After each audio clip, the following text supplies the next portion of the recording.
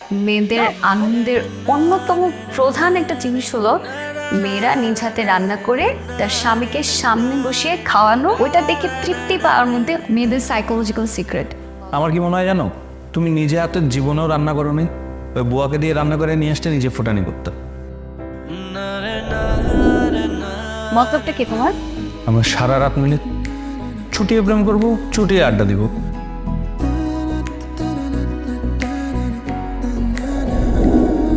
তোমাকে দেখে মনে হচ্ছে তুমি তো বন্ধা। আমার জন্য বাচ্চা হবে না, তুমি আরেকটা বিয়ে করো, আরেকটা বিয়ে করে 7-8টা বাচ্চা পয়দা করো, সরে থাকো। একটা দম্পতির লাইফে যখন বাবু আসে তখন একটা মেয়ের সাথে একটা ছেলেও প্রেগনেন্ট থাকে। কিভাবে? বাবুটা মেয়েদের এখানে আর ছেলেদের এখানে।